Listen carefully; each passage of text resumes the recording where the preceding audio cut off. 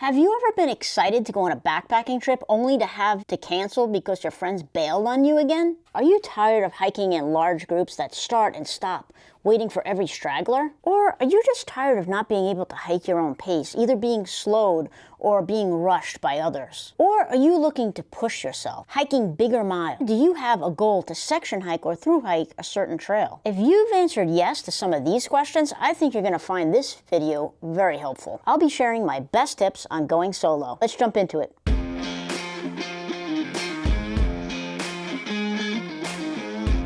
Start easy. And I really mean it. Start on a trip with low mileage, on a trail you're familiar with or that is close to home, possibly that has a lot of other hikers on the trail, so you're not completely isolated.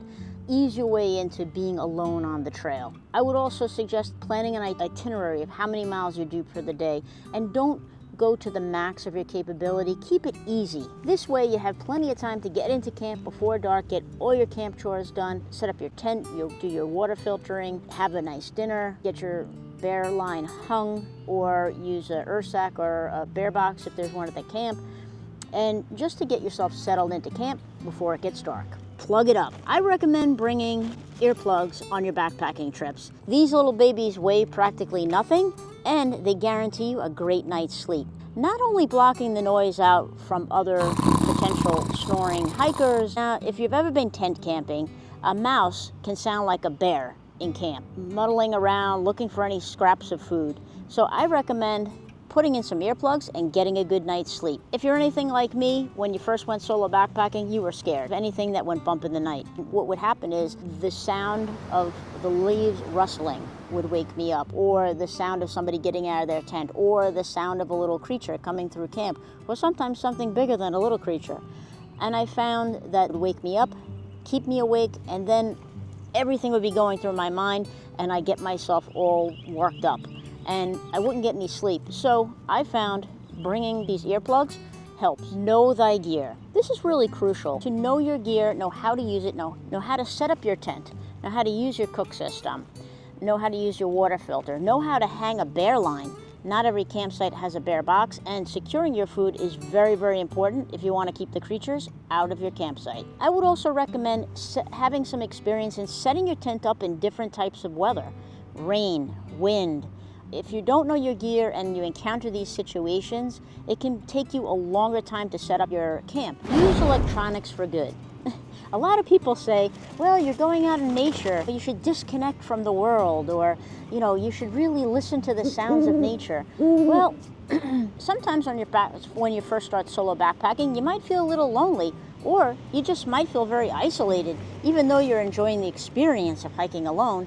So I recommend downloading a podcast, keeping one earbud in when you're on the trail, or just if you're by yourself, you can just let it play. Or when you're in your tent, I find it super helpful to have a book on my phone or even a movie. It really just helps, gives you some comfort, and helps pass the time. If you're stuck in your tent for a long time due to bad weather, or you got into camp early, or you can't sleep, it's a great way to entertain yourself and just put yourself at ease. Carry a GPS device. Thanks to technology, these devices are smaller and lighter than ever and more affordable. They provide you with not only using for rescue, but also two-way communication with friends and family, which is helpful to check in, let them know where you are, but also if you're feeling lonely or you need the touch with the outside world, it's nice to know that you can text a friend. And if you ever get into real trouble, you can hit that SOS button and help will come looking for you. All of these GPSs, like the Garmin Mini, Spot, Zoleo, they all work off of satellites.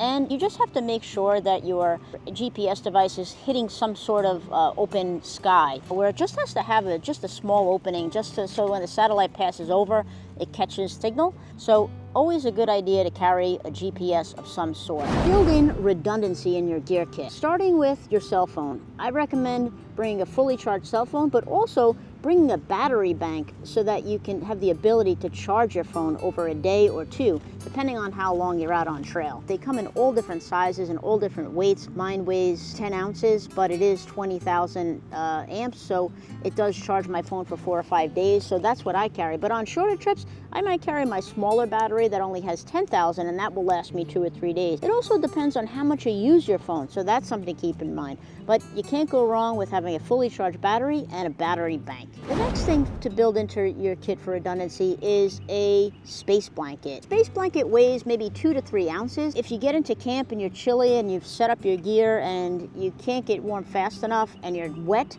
you just wrap yourself in one of these. Or if you're in your tent and for some reason you hit a really cold patch of weather and your sleeping bag just isn't doing it, you can also use that as additional warmth. I'll tell you what, we were on the Northfield Placid Trail a couple of years ago. We got into camp very late. The day went sideways. We hiked until about 8 p.m. at night in the middle of nowhere, and it was cold and rainy, and we were soaking. And when we got into camp, I was chilled to the bone, and I still had some camp chores to do. I couldn't change my clothes fast enough.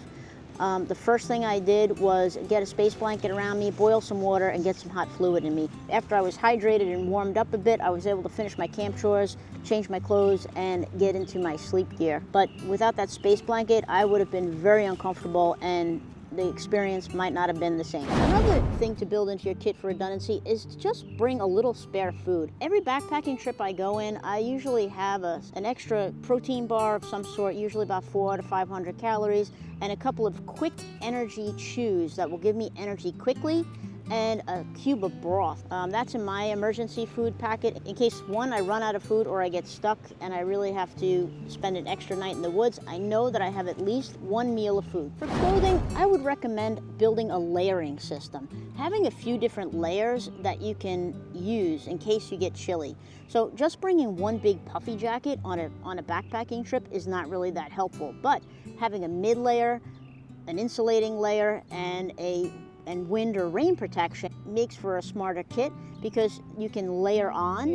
Another great thing to build into your gear kit is some repair stuff. On my trips, I always bring 2 feet of extra cordage, duct tape, and tenacious tape. Always in my ditty bag for my repair kit, the Leatherman Micra. It has just a scissor, believe it or not, which is about the most handiest thing you can have on a backpacking trip, and just a few other small little tools, but it's very small, lightweight, and compact. I found that this repair kit is all I've ever really needed. By incorporating redundancies into your backpacking kit, you can increase your readiness and resilience for unforeseen challenges. Sharing is caring. It's always good to have a point person at home that knows exactly what your itinerary is. They can make the proper calls to any agencies to get you help. Don't go far off trail to pee. I know this sounds kind of funny, but it's really easy to get turned around once you've left the trail and you start wandering around the woods looking for a really good place to pee or poop. What I always recommend is to just put your pack on the side of the trail, walk a little bit into the woods, find a decent place to go, and do your business. Always having your pack in your frame of reference so that you know where you are. Besides, anybody coming up the trail really doesn't want to see you doing your business. Stay found. Staying on well-marked trails that have good maps or even digital maps is even better. When you come to an intersecting trail, take out your map, take a look around, and find where you are on the map. This gives reference points so you know where you're going. And if you have an electronic map, it's great because it actually shows you on the electronic map where you are, but always good to carry paper maps just in case. Staying safe on the trail. I don't know about you, but one of the most scariest things to me when I started going solo backpacking was fear of bad people. And the one thing I found that is very helpful and has kept me safe to make sure that I'm camping 2 to 3 miles away from the closest road or trailhead. People that want to do you harm do not want to go out of their way or walk a bunch of miles in the dark trying to get to somebody to mess with. Solo backpacking can be an exhilarating and empowering adventure. It can open up so many hiking possibilities and allow you to get out on trail more often and on longer trips. I know it's been a game changer for me, as I've been chipping away at the miles section hiking the Appalachian Trail in the last few years. I think solo backpack can get you closer to achieving your hiking aspiration. If you're new to solo backpacking, or just contemplating going solo, drop it in the comments down below. I'd like to hear about what's holding you back, or when is your first trip. Or if you're an experienced solo backpacker, drop in the comments what's your best solo backpacking tip. I'd love to hear your comments. As always, thanks for watching. If you're finding value in the content, consider subscribing, hit the notification bell, and smash that like button. It helps the channel grow. We'll see you on the next one.